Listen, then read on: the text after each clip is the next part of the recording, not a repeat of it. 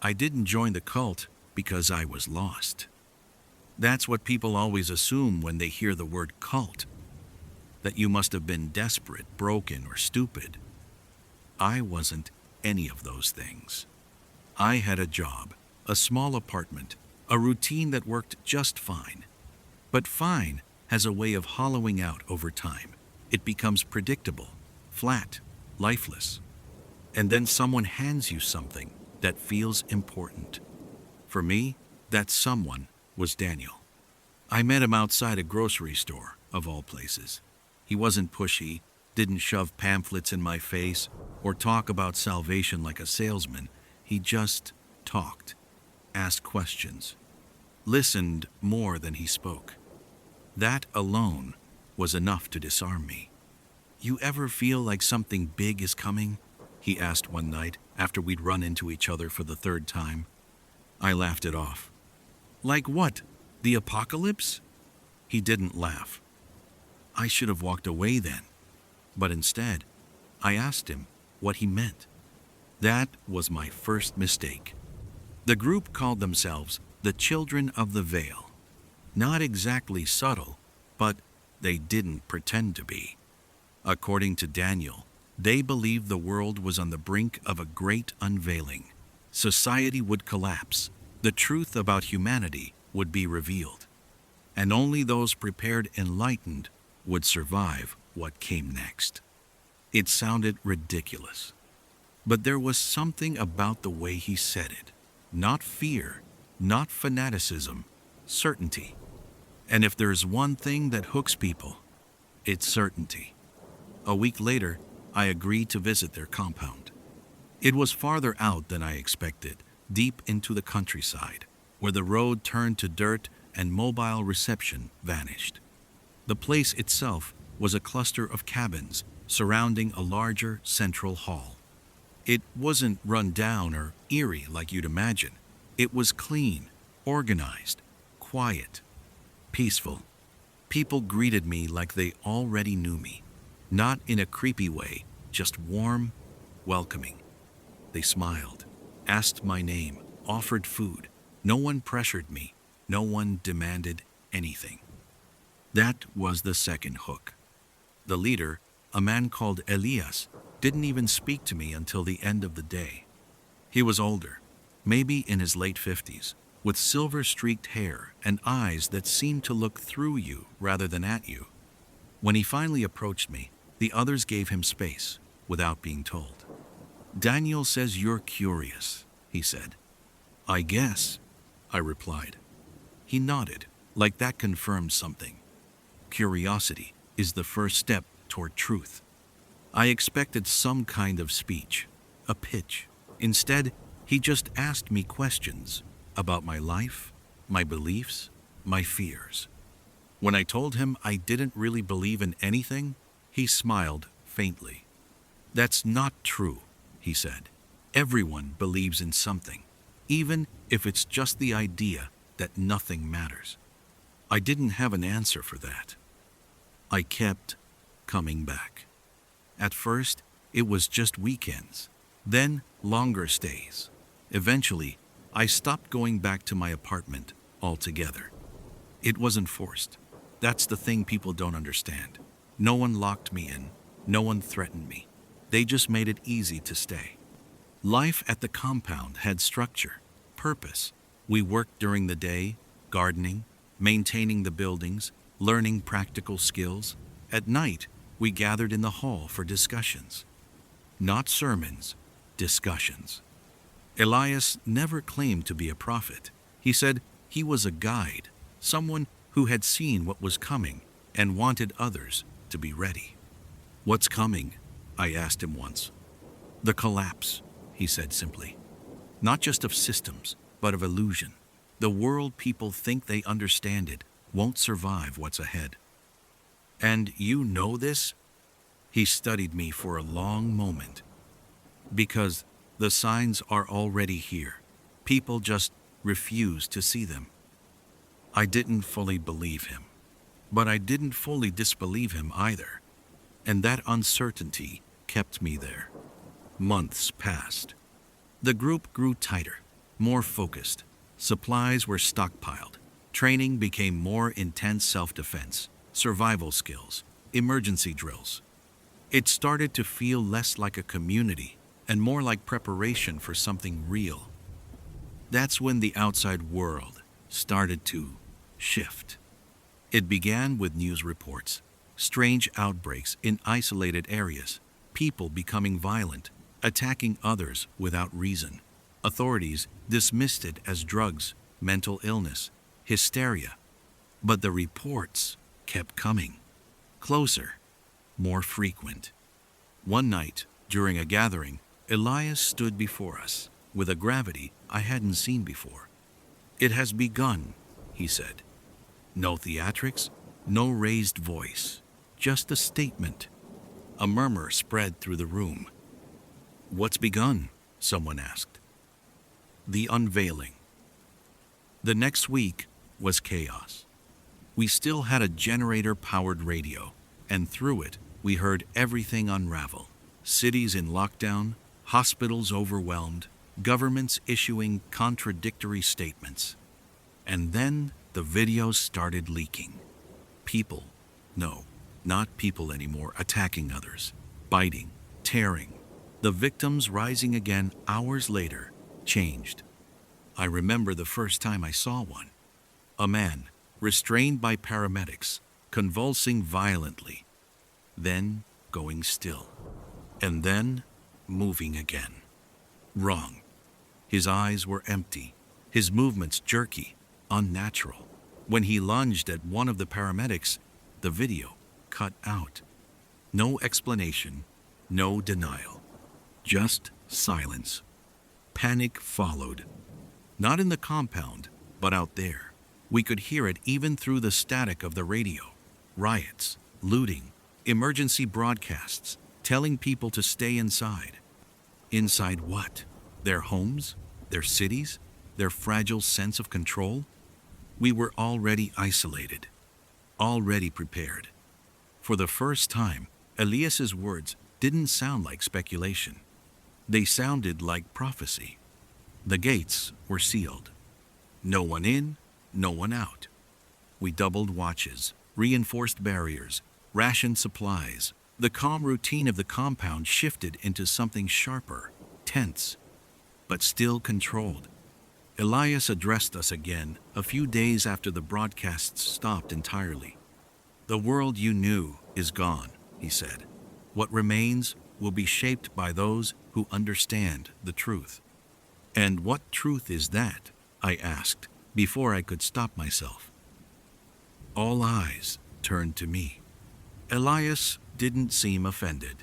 If anything, he looked pleased. "That humanity has always stood on the edge of this moment," he said. "We are not separate from the darkness we fear. We are part of it." I frowned. "That doesn't exactly help us survive." He smiled faintly. "Survival isn't just about avoiding death," he said. "It's about understanding what life truly is." That was the first time something felt off. Not wrong, just different. Until then, everything had been about preparation, practicality, survival.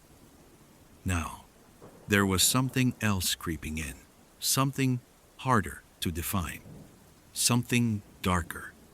A week later, we had our first encounter. It was just before dawn when the alarm sounded. I grabbed a weapon, an old crowbar, and ran with the others to the outer fence. Shapes moved in the dim light beyond the trees. Slow, staggering. Dozens of them. My stomach dropped. "They're here," someone whispered. "The dead." They pressed against the fence, clawing, moaning, their bodies twisted and broken. Some were barely recognizable as human. I'd seen the videos, but this was different. This was real. "Hold your ground," Elias said calmly. "No panic, no fear.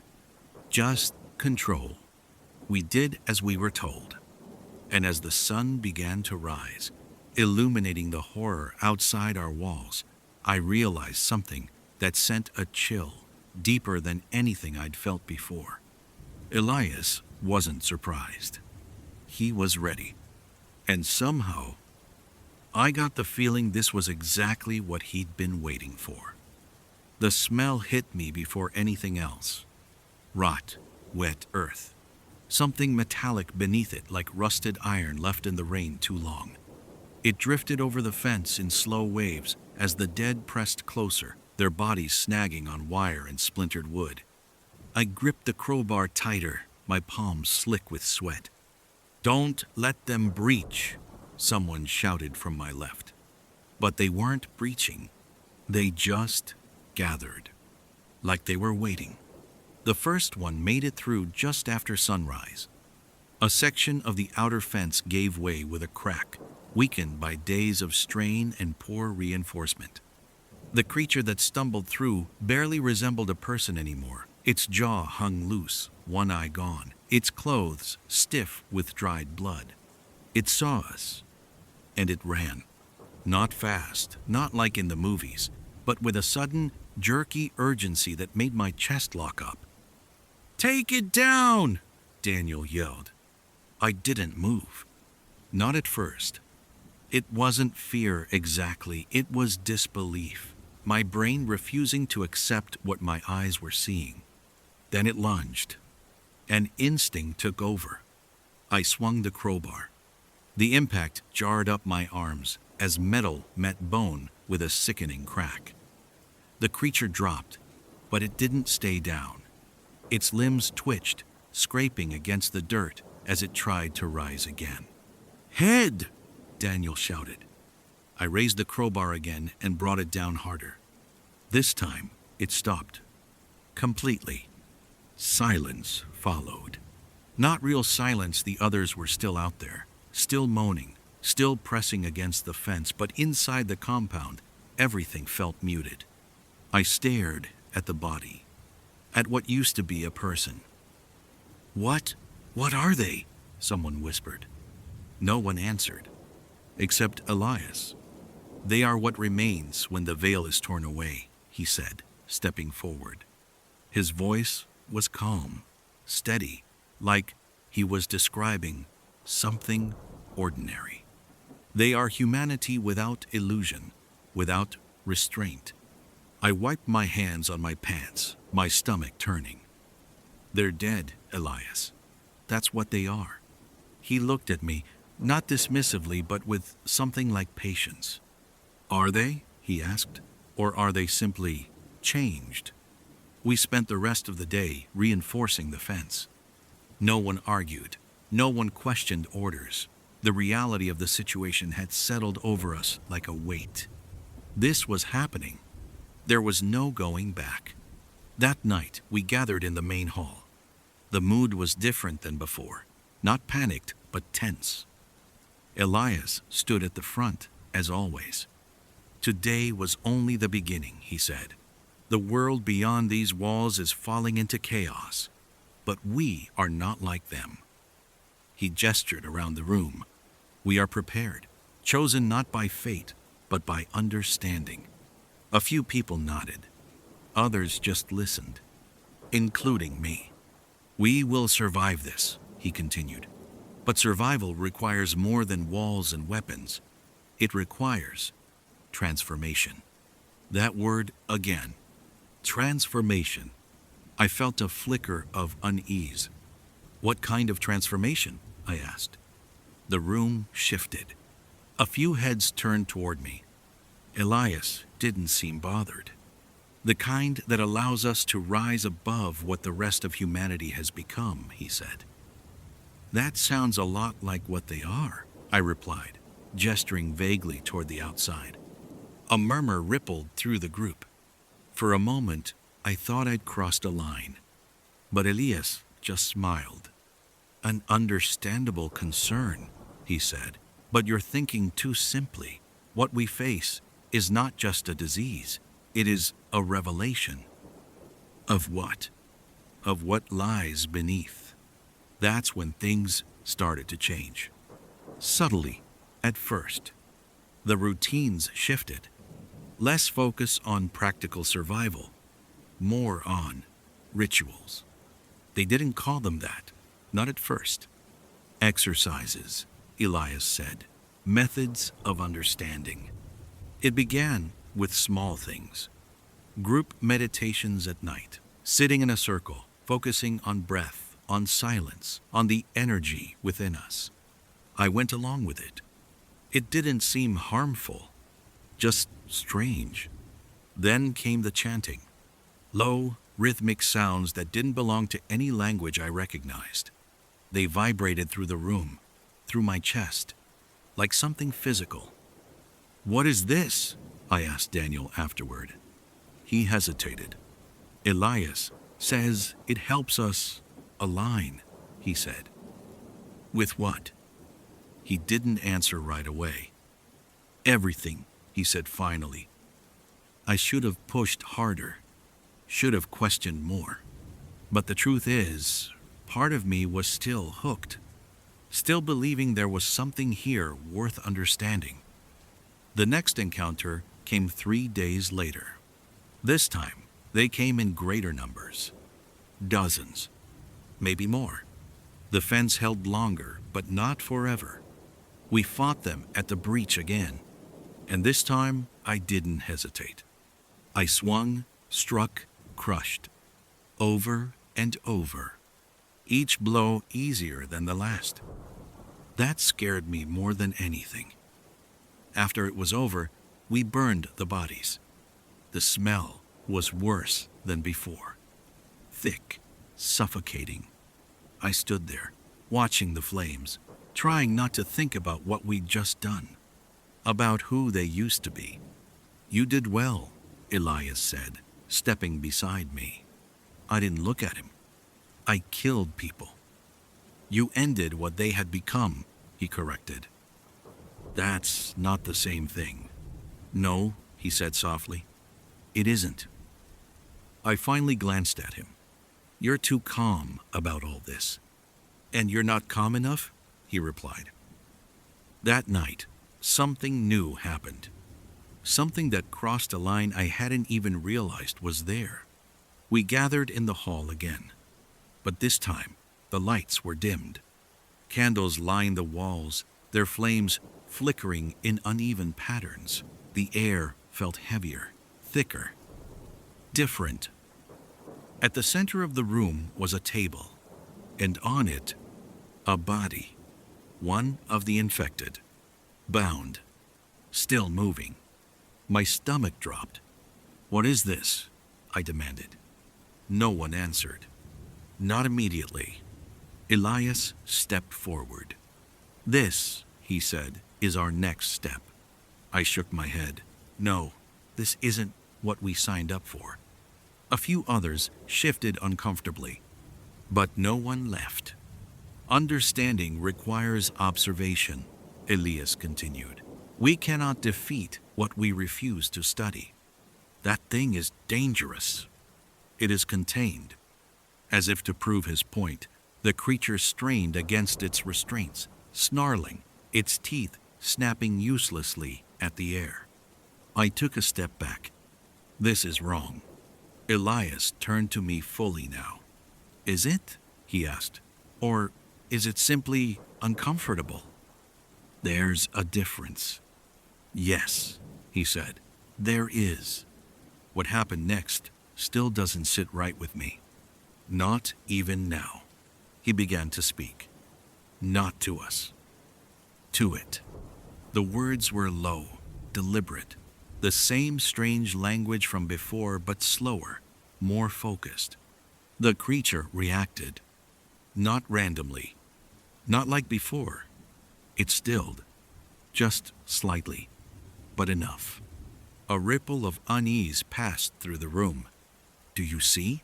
Elias said, without looking away from it. "There is something here. Something beyond mindless hunger." "That's impossible," I said. "Is it?" Then he did something I'll never forget. He reached out and touched it. The room froze. The creature jerked, but didn't bite. Didn't attack. It just stared at him for a long, impossible moment. Then it began to convulse, violently. Its body strained against the bindings, muscles twisting in unnatural ways. A wet, choking sound tore from its throat. And then it went still, dead, for real this time. No one spoke. No one moved. Elias turned back to us slowly. "This is only the beginning," he said. That was the moment I realized something had gone very, very wrong. This wasn't just about survival anymore. It wasn't even about understanding. It was about something else entirely. Something darker than the world outside our walls. And the worst part? I wasn't sure if I was still on the right side of it. I didn't sleep that night. Every time I closed my eyes, I saw it again, the way the creature had gone, still under Elias's touch. Not like it had been killed. Not like something broken or destroyed. Like something had been taken out of it. Or worse, like something had been put in. The compound was quieter the next morning. Not peaceful, never that again, but subdued. People avoided eye contact. Conversations were short, hushed. Whatever had happened in that hall had shifted something inside all of us. But not in Elias. If anything, he seemed energized, focused, certain. I found Daniel near the water tanks, checking the filtration system like nothing had changed. "You saw that, right?" I asked. He didn't look up. Everyone did. "And you're just okay with it?" He finally met my eyes. "No," he said, "but I trust Elias." That answer sat wrong with me. "You trust him more than your own instincts?" Daniel hesitated. "That's the point," he said. "Our instincts are what got the world into this mess." "That's a stretch." "Is it?" he shot back. "Fear, greed, denial. People ignored everything until it was too late. Elias saw it coming. He prepared us." Prepared us to do what? Experiment on the infected? To understand them? I shook my head. That wasn't understanding. That was something else. Daniel didn't argue. But he didn't agree either. The rituals didn't stop. They intensified. Elias stopped calling them exercises altogether. Now they were communions. We gathered every night in the hall, candles lit, voices low. The chants grew longer, more complex. The sounds twisted in ways that made my skin crawl, not because they were loud, but because they felt wrong. Like they didn't belong in a human throat. At first, I just listened. Then I found myself joining in, quietly, reluctantly, but still participating. That was the part that scared me most. Not Elias, not the infected. Me. Days blurred together. The outside world faded into irrelevance. No more broadcasts, no more distant echoes of civilization. Just us and them. The dead kept coming. Not in overwhelming waves, but steady, persistent, like a tide that never fully receded. We handled them efficiently, too efficiently. Killing became routine, a task, something to get done before moving on to the next thing. The first time, my hands had shaken. By the 10th, they didn't. Elias took notice. "You're adapting," he told me one evening after a patrol. "I'm surviving," I replied. "Those are not the same thing." I wiped blood from my sleeve. "Right now, they feel pretty similar." He smiled faintly. "That's because you're still resisting." "Resisting what?" "The truth." I exhaled sharply.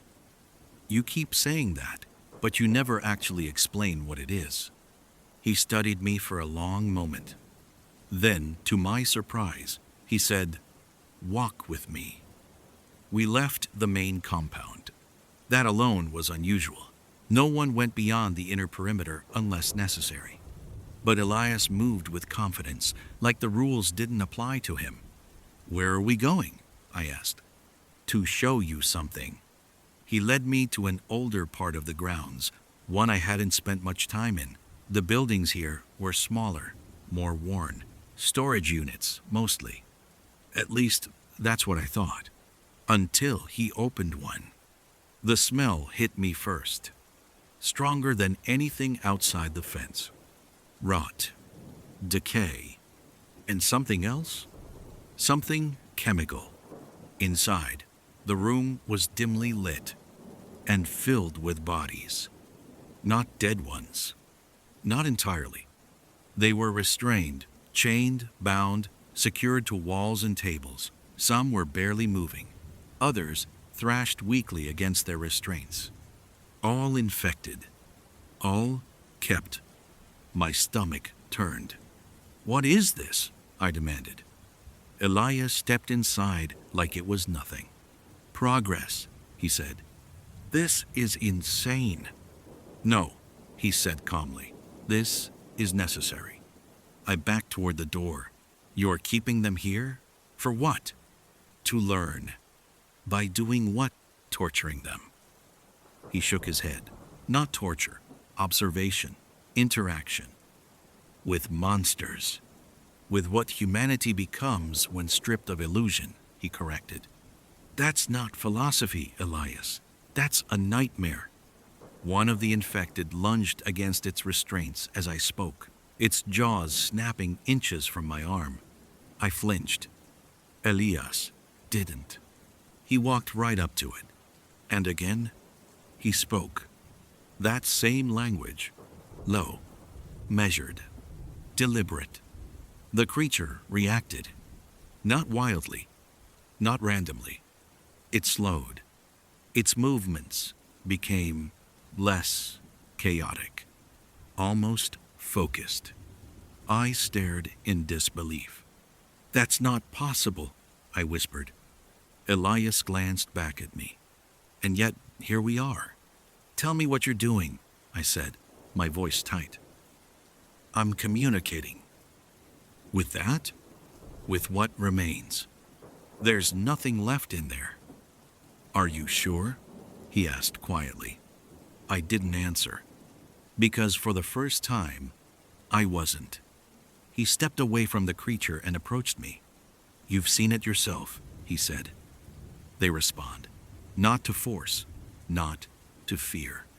To whatever that chanting is. To intention, he corrected. To alignment.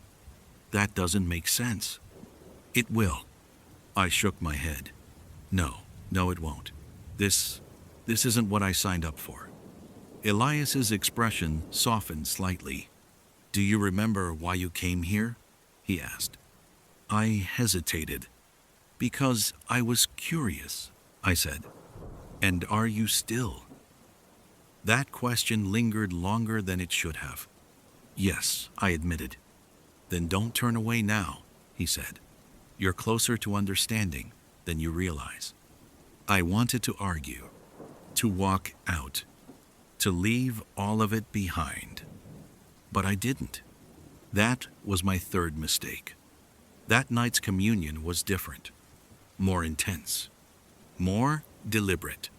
The circle was tighter, the chanting louder, the air heavier, and in the center of the room, another one of the infected. But this time, it wasn't restrained. My chest tightened. "What the hell is this?" I whispered. No one answered. They just kept chanting. The creature stood there, swaying slightly, its head twitching, its mouth opening and closing in uneven jerks. Elias stepped forward, alone. "This is the next step," he said. My pulse pounded. "This is a bad idea," I said. No one responded. Elias raised his hands slowly. The chanting grew louder, more focused. The creature turned toward him, And then it stopped completely. The room went dead silent. No snarling, no lunging, no chaos, just stillness. Elias lowered his hands and smiled. "Do you see?" he said softly. I did. And that was the problem. Because for the first time, I wasn't just afraid of what he was doing. I was afraid that it was working. No one spoke after that. Not when the creature stood there, swaying but still. Not when Elias stepped closer to it. Not even when he reached out again, slow, deliberate, and placed his hand against its chest. I remember holding my breath, waiting for it to snap, to tear into him, to prove that this was all madness and we'd finally crossed a line we couldn't come back from. But it didn't. It just stood there, like it was listening. That was the moment everything changed. Not just for the group. For me. Fear didn't disappear. It shifted. Before, I'd been afraid of the dead outside the walls, of being overrun, torn apart, reduced to something mindless and hungry. Now, I was afraid of what we were becoming inside them. After that night, Elias stopped hiding anything. Whatever line he'd been careful not to cross before it was gone. The compound changed. Visibly. Symbols appeared first, carved into wood, painted onto walls, drawn in ash near doorways. They weren't random. They followed patterns, circles, intersecting lines, shapes that almost made sense if you stared at them long enough. But not quite. Never quite. "What are those?" I asked Daniel one afternoon as we passed one etched into the side of the main hall. He hesitated. "They're marks of understanding," he said. "That doesn't mean anything. It means we're learning how things connect." "To what?" He looked at me, and for the first time since I'd met him, I didn't recognize the expression in his eyes. "Everything," he said. The chanting changed, too. It wasn't just during communions anymore. People whispered it while working, while walking.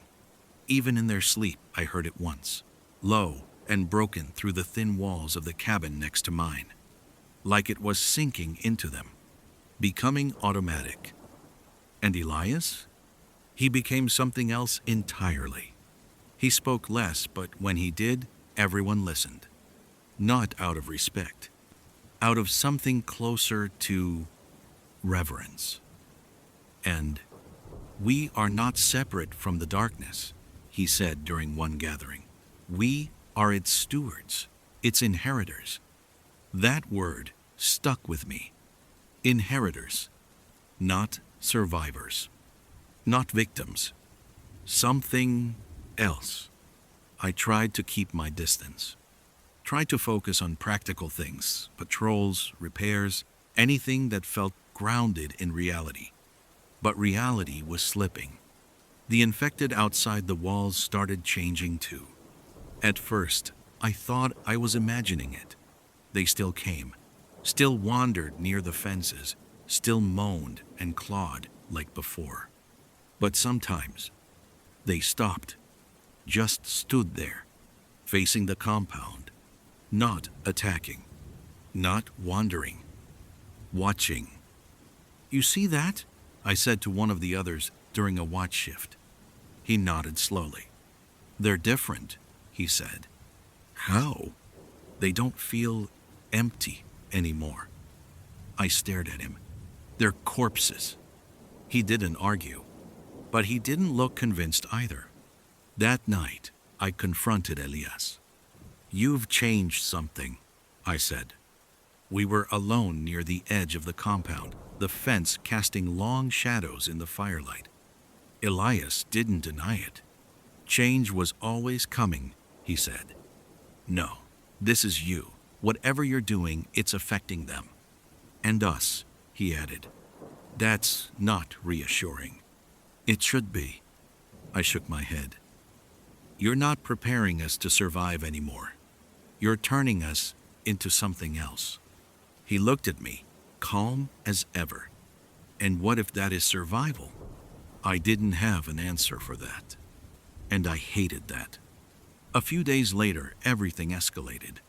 It started with a disappearance. One of the members, a woman named Claire, didn't show up for morning duties. That wasn't unusual on its own. People got sick, needed rest. But by midday, no one had seen her. By nightfall, people were whispering. Maybe she left, someone suggested.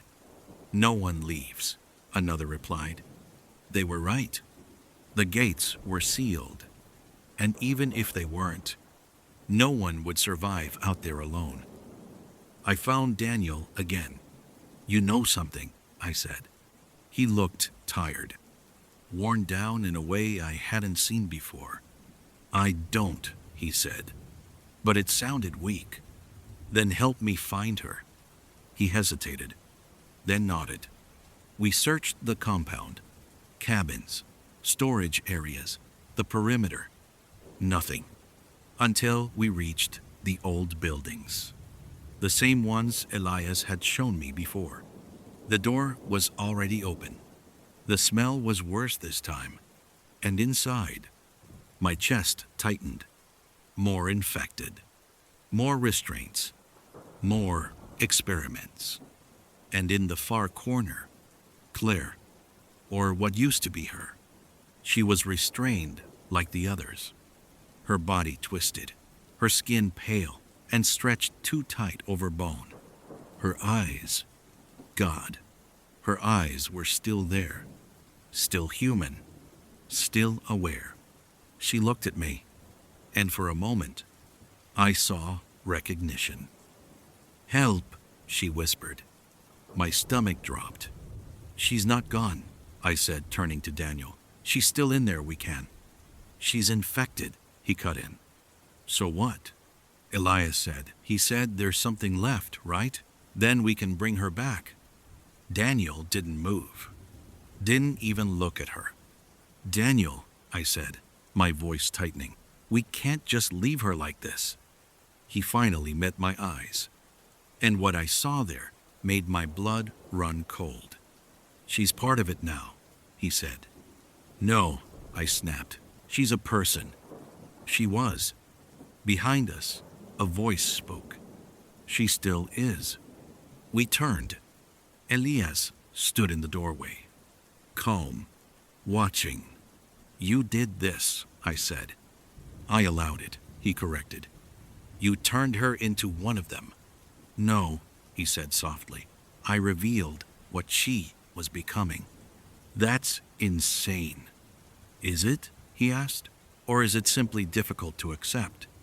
Claire whimpered behind me, a broken, desperate sound. Please, she said. I stepped toward her. Elias didn't stop me, but Daniel did. His hand grabbed my arm. Tight. Don't, he said. She needs help. She needs to be understood. I pulled free. That's not understanding. That's cruelty. Elias stepped closer. Cruelty would be ignoring what she is now, he said, denying her transformation. We are giving her purpose. I stared at him. You're turning this into some kind of religion. He tilted his head slightly. No, he said. This is something older. The room felt colder, heavier. Older than what? I asked. He smiled. Older than the veil. Something in my chest tightened. A realization I didn't want to face. This isn't about survival at all, I said. Elias didn't respond. And that was answer enough. I looked back at Claire, still restrained, still aware, still suffering. And in that moment, something inside me snapped. This ends, I said. I raised the crowbar. Daniel stepped back. Elias didn't move. Claire's eyes locked onto mine. And for a split second, I hesitated. Then I swung. The sound echoed through the room, and when it was over, she was finally still. Silence followed, heavy, unforgiving. I lowered the crowbar slowly. "You call that purpose?" I said, my voice hollow. Elias studied me. "No," he said. "I call that resistance." Something in his tone sent a chill through me. Not anger, not disappointment, interest. And that scared me more than anything yet. Because I realized then, I hadn't just broken one of his rules. I'd made myself part of something much bigger. Something I didn't understand. Something that was only just beginning to show its true face. After Claire, nothing felt stable anymore. Not the compound, not the people, not even my own thoughts. It should have ended there. That was the lie I kept trying to believe, that killing her, ending her suffering, would snap everything back into place. That Elias would finally be exposed as what he was, and the rest of them would wake up. But the opposite happened. The next morning, no one spoke about Claire. Not a word. Not even Daniel. It wasn't avoidance. It was something worse. Acceptance. Like her absence had already been folded into whatever reality we were living in now. I stood near the edge of the compound that morning, watching the fence line. The dead were still there, but they weren't behaving the same way anymore. They lingered longer. Sometimes they stopped directly facing us, like they were waiting, listening. I told myself it was paranoia. Then one of them tilted its head. Slow, deliberate, like it was responding to something it heard. And I couldn't tell anymore whether that something was real or inside my head. Elias called a gathering at midday, not in the hall, outside. That alone was enough to make people uneasy. We formed a loose circle near the central yard. The sky was overcast, light drained from everything. Even the wind felt muted, like it didn't want to interrupt what was coming. Elias stood at the center. No candles this time. No chanting. Just him. "You've seen what change requires," he began. No preamble, no warmth. Just that. His voice carried easily, even without raising it. "You've seen what denial costs." My grip tightened around the crowbar I still hadn't put down. "This is about Claire?" someone asked quietly. Elias nodded. "Yes." A few people shifted uncomfortably. Not guilt. Not outrage. Something more restrained. Like they were waiting for instructions on how to feel. "She resisted transformation," Elias continued. "And in doing so, she became unstable, dangerous." "That's not what she was," I said before I could stop myself. All eyes turned to me. Again. Always me now. Elias looked at me with that same calm focus. "You ended her instability," he said. "I ended her suffering." A pause. Then he nodded slightly. "Sometimes those are the same act." That wasn't agreement. It wasn't disagreement either. It was categorization. Like I was no longer arguing with a person. I was being assessed. "You're changing them," I said louder. "All of them. You don't even deny it anymore." "I never denied it," Elias replied. "That's worse." A faint smile. "Why?" "Because you think it's right." "I don't think," he said softly. "I know." Something in the group shifted at that word. Not fear, not doubt. Something closer to alignment. Like that certainty itself was contagious. That evening, I stopped Daniel outside the storage sheds. "You need to get out," I told him. He frowned. "Out where?" "Anywhere. Away from him." You're talking about Elias like he's the problem. He is the problem. Daniel exhaled slowly. He saved us. No, I said. He changed the rules and called it salvation. Daniel looked tired again. Worse than tired. Like something in him had been worn down past resistance. You don't see what I see, he said. Then tell me. He hesitated. I see that everything outside these walls is worse, he said. I see that the dead don't behave like animals anymore. I see that they react, respond, focus. So maybe Elias is right. I stared at him. You're saying we should trust him because the zombies are acting weird? I'm saying reality is already gone, Daniel replied. We're just choosing what replaces it. That line stuck with me longer than I wanted. Choosing what replaces it. Like truth was optional. Like sanity was negotiable. That night, I couldn't stay inside. I walked the perimeter alone, past the watch posts, past the reinforced sections, just to clear my head. But the further I walked, the quieter everything became. Not peaceful. Wrong quiet. The kind that feels intentional. That's when I heard it. At first, I thought it was wind. Then I realized it was too structured, too rhythmic. The chanting.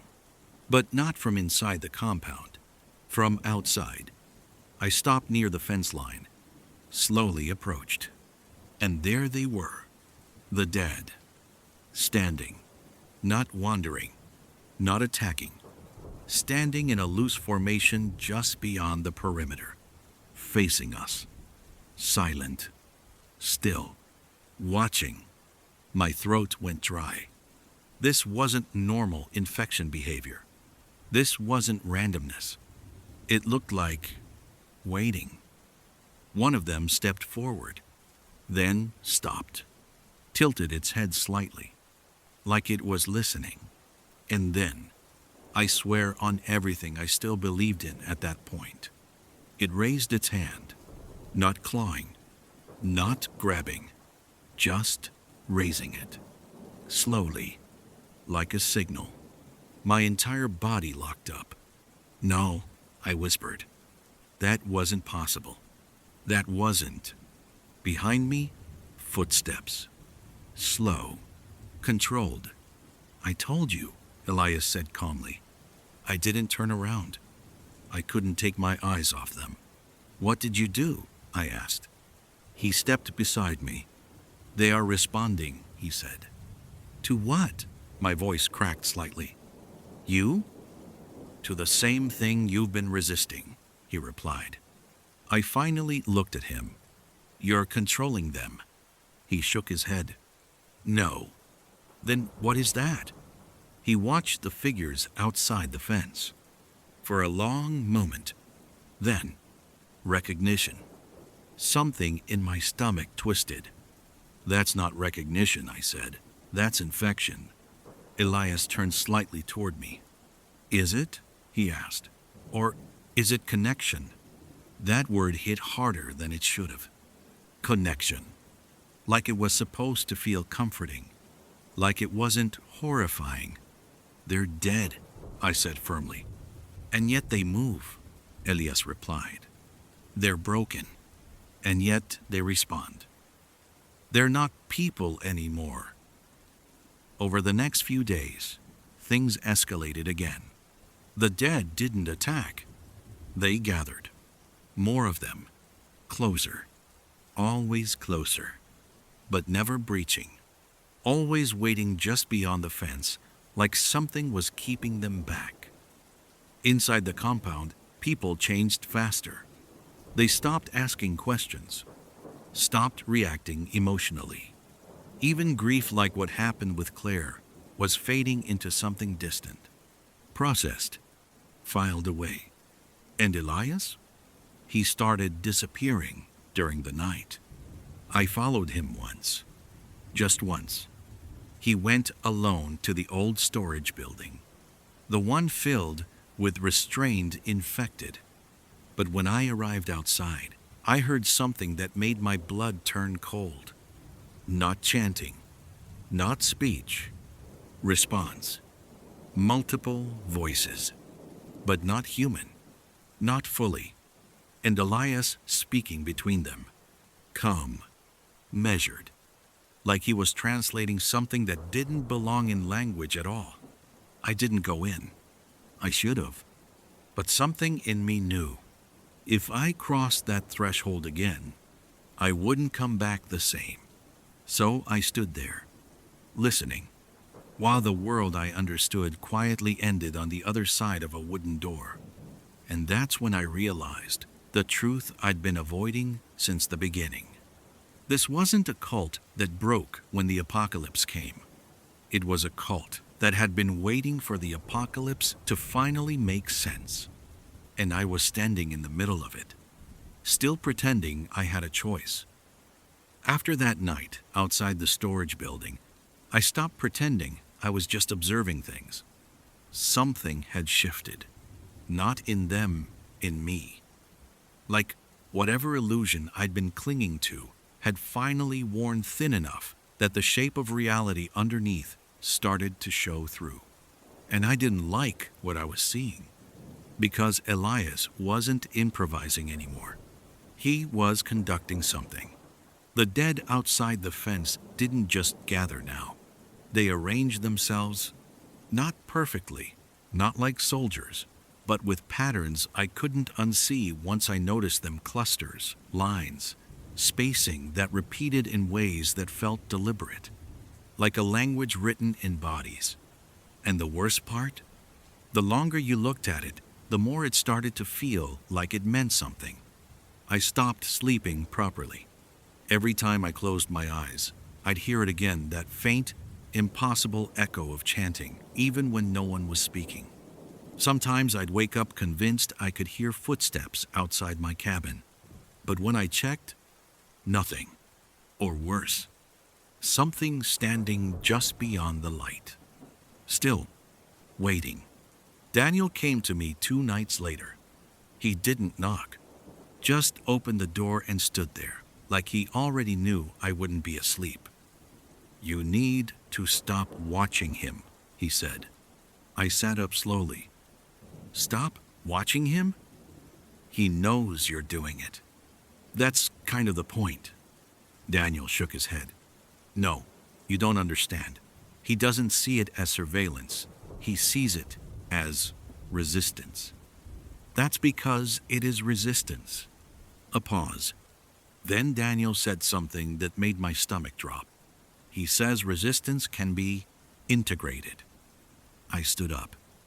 Integrated into what? Daniel didn't answer immediately. When he finally spoke, his voice was quieter. Into understanding. That word, again. Understanding. It had stopped meaning anything. Or maybe it had started meaning too many things at once. "Daniel," I said carefully, "what did you hear in there? In the storage building?" His eyes flicked away. "I didn't go in. You were there. I heard enough." "That's not an answer." He looked at me then, and there was something fractured behind his expression. Like a line had been crossed in him already, and he was still trying to pretend it hadn't. "You're scared," he said. "Yes. Not of them," he clarified. "A beat. Of him." I didn't deny it. Daniel nodded slowly, like that confirmed something. "He's not doing what you think he's doing," he said. "What do you think I think he's doing?" Daniel hesitated. "Controlling them." I almost laughed. "And you think that's wrong?" "I think that's incomplete," he said. That stopped me. "Incomplete?" He nodded again, more certain now. "You keep assuming there's a line between us and them," he said. "But Elias doesn't. That's because there is a line." "Is there?" Daniel asked quietly. I wanted to answer immediately, but I didn't. Because outside, just beyond the walls, something screamed. Not a typical zombie sound, not a groan, not a roar. Something higher, strained, almost intentional. We both froze, listening, then silence again, like it had never happened. Daniel exhaled slowly. "You hear it too," he said. I didn't respond, because I didn't want to admit I wasn't sure what I'd heard anymore. The next day, Elias called another gathering, this time inside the hall. But it wasn't like before. No circle, no candles, no chanting, just silence. Heavy, expectant silence. Elias stood at the front, and for the first time since I'd known him, he looked tired. Not physically. Something deeper. Like maintaining whatever he was doing was starting to cost him. "You are close," he said. No greeting, no framing. Just that. A few people shifted, close to what wasn't specified, and no one asked. That was the part that scared me most now. The absence of questions. Elias continued. "The separation is thinning." I frowned despite myself. "The separation between what?" He looked directly at me. "Between what you call life and what you refuse to name." A chill crawled up my spine. "That's not an answer," I said. "It is," he replied. "You're talking in circles." "No," he said softly. "You're still listening in straight lines." That made no sense. And yet, it felt intentional. Like I was missing a layer of meaning I wasn't equipped to perceive. A man near the back spoke up. "What happens when it fully thins?" Elias didn't hesitate. "Integration." "And what does that mean for us?" someone else asked. This time, Elias smiled faintly. "For those who resist," he said, "it will feel like loss. And for those who don't, revelation." My grip tightened. "You're not answering anything," I said. Elias turned fully toward me now. "I've answered everything," he said. "You just don't like the answers." Something inside me snapped tighter. "You're turning people into something else." A pause. Then, very calmly, "They were already becoming something else," he said. "I am simply accelerating awareness." "Awareness of what?" I demanded. Elias stepped forward slightly, and when he spoke again, his voice dropped. Like it wasn't just sound anymore, like it was pressure. "That death is not absence," he said. "That it is structure. That it is participation." The room felt colder. Not metaphorically, physically colder. I shook my head. "That's not science. That's not reality." Elias tilted his head slightly. "What is reality?" he asked. "If it changes when observed." That wasn't a question I could answer, and he knew it. That night, I made my decision. I wasn't going to argue anymore. I wasn't going to observe anymore. I was going to leave, or try to. I packed nothing. There was nothing worth taking. Just a weapon. Just enough water. Just enough certainty to survive whatever came next. The fence line was quiet when I reached it. Too quiet. The dead were still there, but not moving the way they used to. They were arranged again, but differently now. Wider spacing, more deliberate angles. Like something had reorganized them while I wasn't looking. I stepped closer, and for the first time, they didn't react at all. Not even a twitch. "Going somewhere?" Elias's voice came from behind me. Not surprised. Not urgent. Just present, like he'd already known I'd be here before I did. I didn't turn around. "Yes," I said. A long pause. Then, "You won't make it past them." I finally turned. "You mean I won't survive the zombies?" Elias's expression was calm. "No," he said. "I mean you won't survive refusal." That didn't make sense. Not in any normal way. "You're threatening me now?" I asked. "No," he said. "I'm informing you." Something in the dead shifted. Subtle, almost imperceptible, but enough. A ripple across stillness, like they had heard him. I stepped back slightly. "They're not yours," I said. Elias looked past me at them, then back at me. "For now," he said. That was when I realized it. Fully, cleanly, without room for denial. This wasn't a cult adapting to the apocalypse. It was a system being completed by it. And I wasn't inside a group trying to survive the end of the world.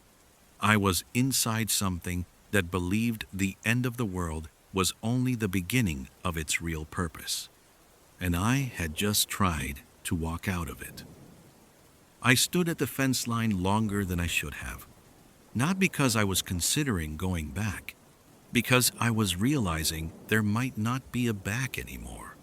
The dead were still there, silent, arranged in those impossible patterns, but now I could feel something I hadn't before.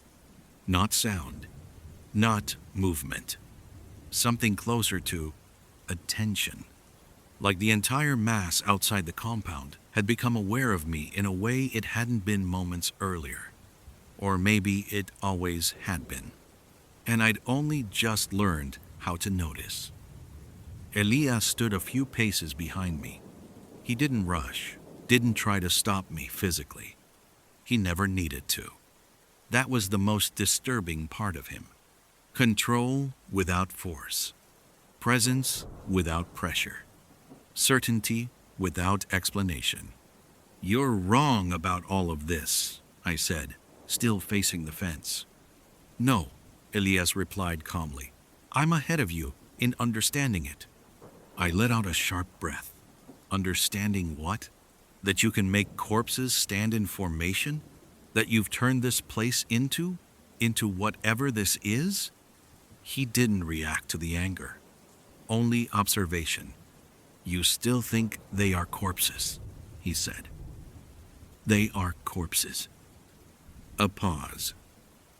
Then, softly, "They were." I turned on him then. "Don't do that. Talk like this is some philosophical exercise."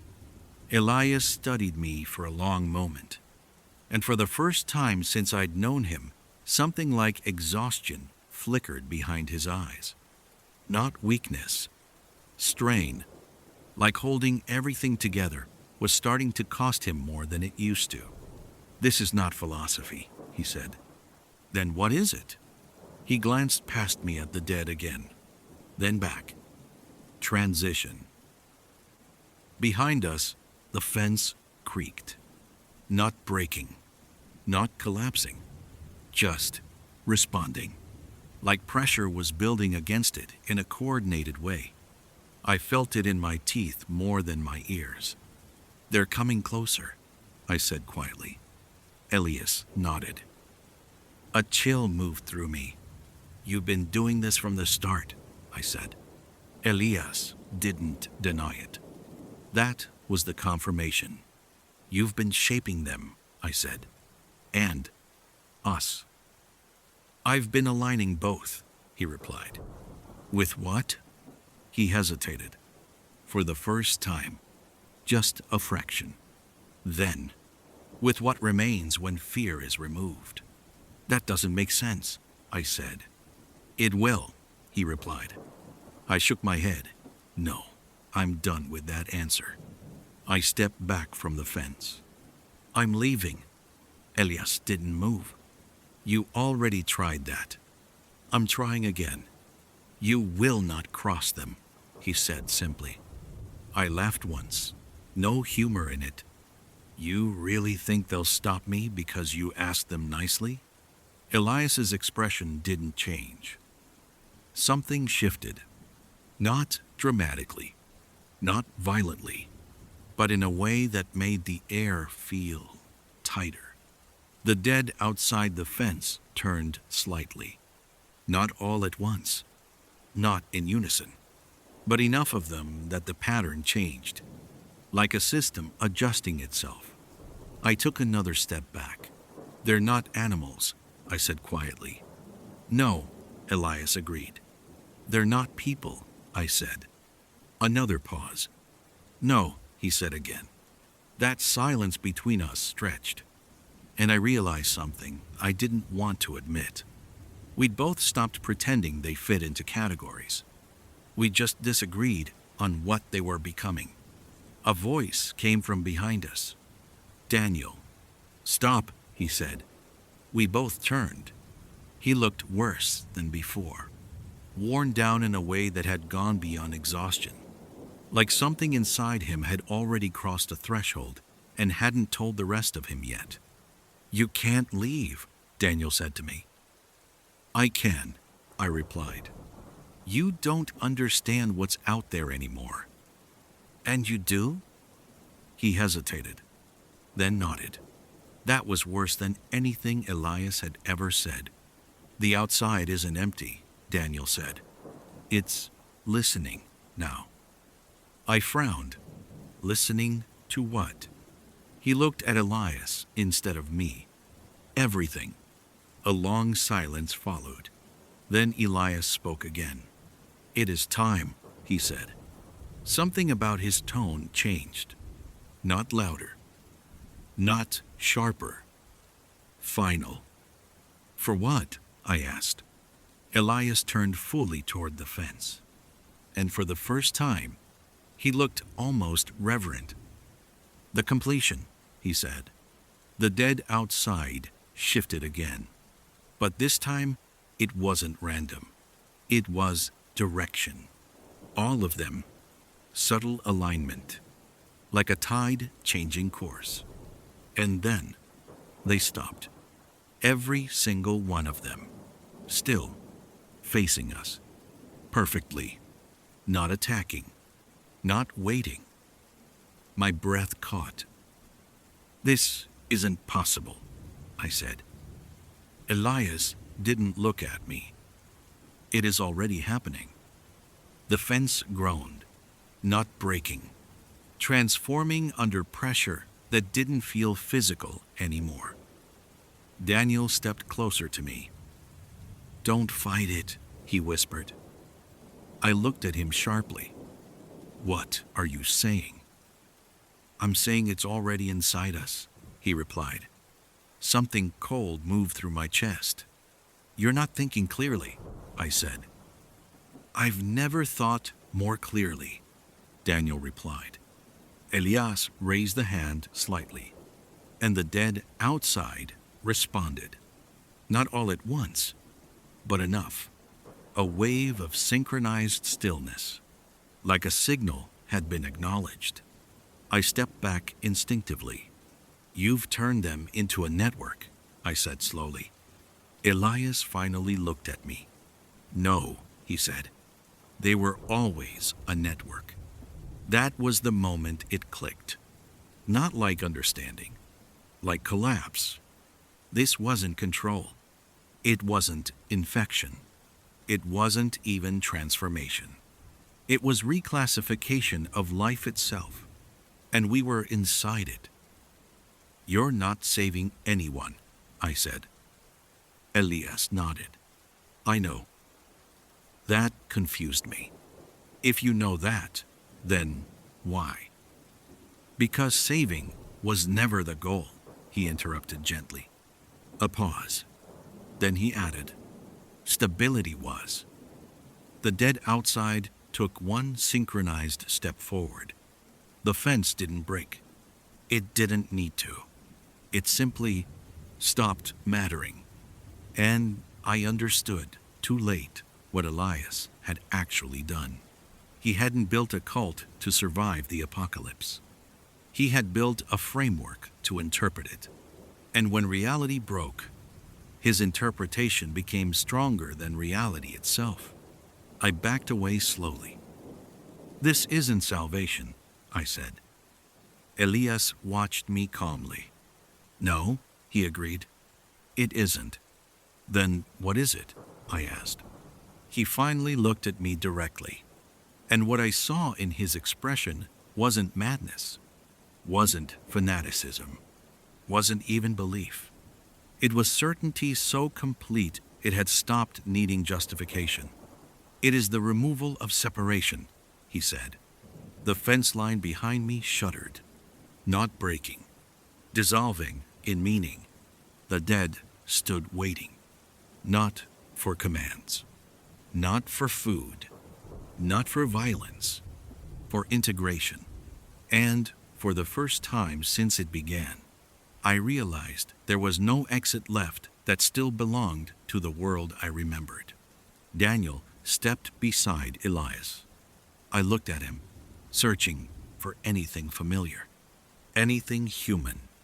But it was already fading, slowly, quietly, like erosion instead of loss. "I'm not staying," I said. Elias nodded once. "I know." I turned toward the gap in the fence line where the world still used to be, and I ran. Behind me, nothing chased. No screams. No pursuit. No collapse. Just stillness. Like I had been allowed to leave. Or like I was already included in something that no longer needed my presence to contain me. The last thing I heard before the compound disappeared behind the trees was Elias's voice. Not calling, not warning, just stating, calmly, "It is already inside you too."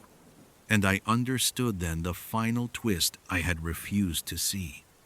The apocalypse hadn't created the cult. The cult had created the meaning of the apocalypse. And meaning doesn't stop just because you run. It follows. It adapts. It waits. Even in the mind of the one who escaped,